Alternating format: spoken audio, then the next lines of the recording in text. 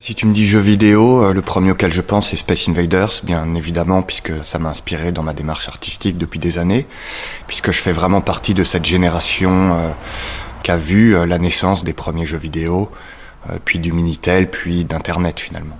J'ai plus l'occasion de jouer, je suis pas un joueur invétéré de jeux vidéo. Aujourd'hui, pour moi, le jeu se situe plutôt dans les rues, armé non pas d'un joystick, mais d'un seau de ciment et d'un sac de carrelage. Même si j'ai joué dans mon enfance, dans mon adolescence, et aujourd'hui je refuse d'avoir des stations de jeux trop sophistiquées à la maison parce que je suis du genre à pouvoir rester enfermé des semaines entières pour terminer un jeu. Space Invaders, tout simplement parce que c'est vraiment pour moi un des jeux iconiques de la préhistoire du jeu vidéo, qui est très universel, en plus qui reprend toute cette idée d'envahisseurs, d'extraterrestres, etc., qui est d'une grande richesse.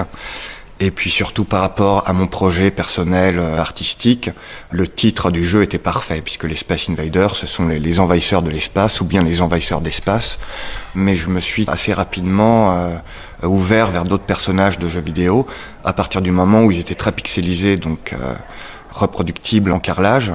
Donc on peut voir des Donkey Kong, des Mario Bros, des Pac-Man, des Tetris, et j'en passe. Enfin, j'ai vraiment été chercher toutes sortes de personnages de jeux vidéo que je peux dupliquer facilement avec du carrelage, et donc la boucle est bouclée. Je parle du pixel pour lui donner corps grâce au carrelage, et je libère les jeux vidéo de leur écran pour les placer dans la réalité. Et en même temps, en agissant ainsi, je continue à garder un terme numérique qui est le hacker, puisque j'introduis des sortes de virus dans le système qui est la ville, de manière non officielle. Donc le personnage du hacker me semblait assez bien correspondre à ce que je suis devenu dans mon activité artistique. Créer de véritables jeux imaginaires tels que le labyrinthe de Pac-Man ou les rangées de Space Invaders, etc. Il y a bien entendu un talent derrière tout ça, une créativité évidente. Mais dans l'art, on est plus dans un artiste qui fabrique des objets, des pièces uniques, alors que le jeu vidéo, ça reste quand même un produit industriel à grande échelle, donc c'est difficile de comparer les deux, mais bien entendu qu'il y a une expression artistique derrière tout grand jeu vidéo. C'est vrai qu'il y a la grosse industrie du jeu vidéo, avec des jeux qui sont créés dans une optique un petit peu hollywoodienne, avec de très gros moyens et de très grosses équipes.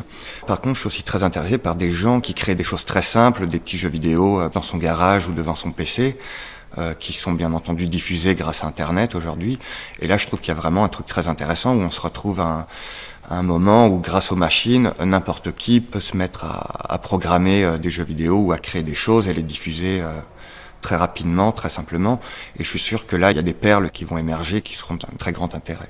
Je crois quand même pas mal en l'idée d'un nouveau média, donc d'une nouvelle écriture, et quelque chose qui rassemblerait un petit peu l'idée de jeu vidéo, mais aussi justement peut-être de narration cinématographique ou même littéraire, où on pourrait amener le spectateur dans un labyrinthe, dans un jeu, dans une histoire.